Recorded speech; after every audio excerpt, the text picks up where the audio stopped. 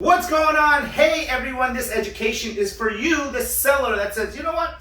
I actually want to sell. Or, hey, I want to know what you're talking about with the no risk. Or, I want you to explain to me what you mean prices are relevant.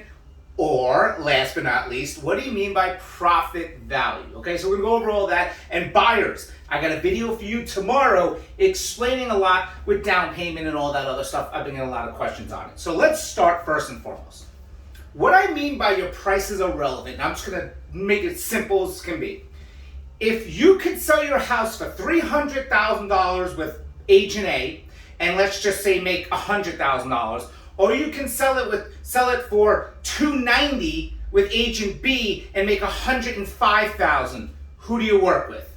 The point is this: the one was selling it for a higher price, but you netted less, and B sold it for a little less and you netted more. That's what I mean by the price is irrelevant. It's your profits. That's all that matters. And there's different ways to show you how to make more money, okay? That's all it comes down to, is making money.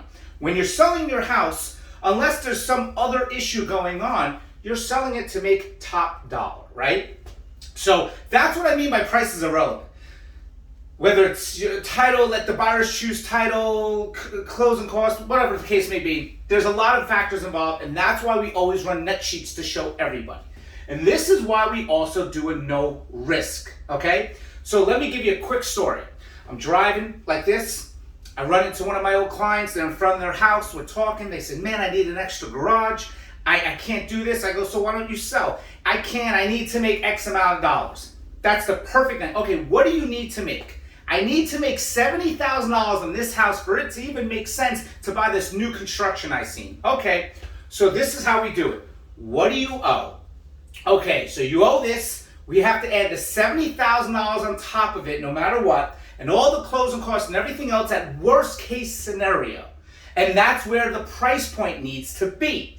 So what we did is, let's just say the price point needs to be $360. Okay, well we'll do it at $374 to start out. Yada, yada, yada. We ended up making them $75,000. The point is that we had no risk. It cost nothing to try to get to that point to make the certain amount of money.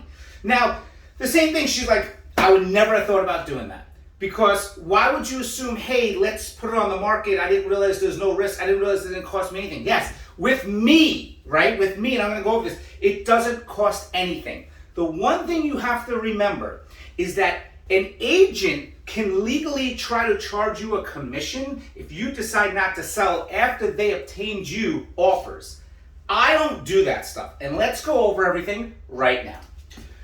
Let's say you called me up and said, look, I need to sell my house. I need about $50,000 profit to get this thing sold. Remember, in this market, we can do it. This is a crazy market. I call this the profit market, right?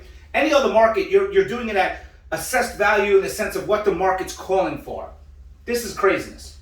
You need to make $50,000. We go through everything. Your price point needs to be about $300,000, let's say. Whether it's a little high or right on target, if it's a little low, that's great. We put it on the market, so you get your professional pictures, all that stuff. We still do your tile cleaning, right? We still do your carpet cleaning. Remember, Steamers LLC does all our work for us. So any listing we get when we put a house on the market, you're getting all that stuff done.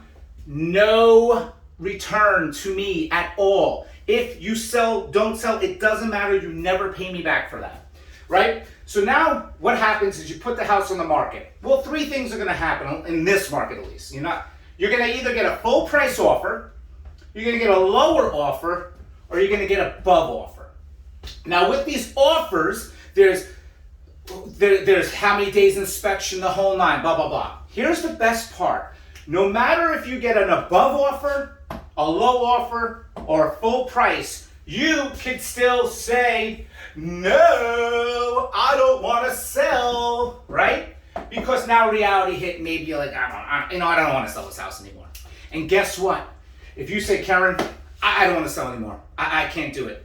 I will cost you, or I will charge you $0. $0. There's $0. It doesn't matter to me. I'm building a relationship with everyone. So 0, 0, 0. It doesn't matter, okay? Now, we can say, let's say, no, I want to move forward. Okay.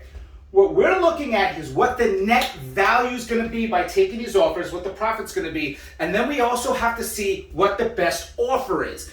Is there going to be someone paying the difference of appraisal just in case this price is at 290 or 280, whatever the case may be? Now, two more things I have to tell you guys so you understand.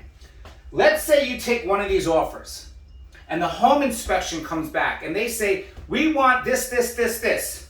Again, you can say, no, I'm not doing anything, right? Now, let me explain this. When you're selling your house, you're selling it as is, but you're giving the buyer the right to do any inspection they want, and they can soulfully back out. But if they come back and renegotiate, sometimes you're just like, yeah, absolutely. Yeah, take it. Because we give you such a buffer a lot of times, we'll get you more money than you even wanted. If it's a couple $100, even if it's $1,000, whatever, we'll try to take care of it most of the time, but you don't have to legally do anything. But why lose a deal? Whoopsie! Why lose a deal over something that might be pennies in the long run? But again, you can say no. Now, last thing for all my sellers. Let's say it does come in a little lower in appraisal. Let's say there wasn't an appraisal gap. And now the buyer is like, all right, well, I wanted at 280, but you wanted 300 to get that net. You can say no, right? You are so protected as a seller that you have just this amazing way of taking no risk and sitting back and saying, look, this is great. Look, here's my analogy. You go to the Hard Rock Casino with $10,000. You gamble. If you win, you make your money. If you lose, you get your money back. This is the same concept, okay? Now, I will do another video explaining how to get the profits, where the fees are going to, how to make more fees, how to make less fees or whatnot to make more money when selling. But I wanted to explain this. No risk. Doesn't cost you anything for pictures, doesn't cost you anything for video, doesn't cost you anything to get the carpets, doesn't get anything for the tile. We have the grass bandits if we need your lawn cut. Doesn't cost you anything for that, right? If you get any offer and you decide, you don't have to sell it. You don't pay me anything. You don't owe me anything. Just write a lot of reviews for me. That's all I ask, right? If the home inspection comes back, you don't want to do anything. You can say no. If the appraisal comes back and it's low, you don't have to sell it. This is a no-risk market. This is one of the best markets if you decide to sell.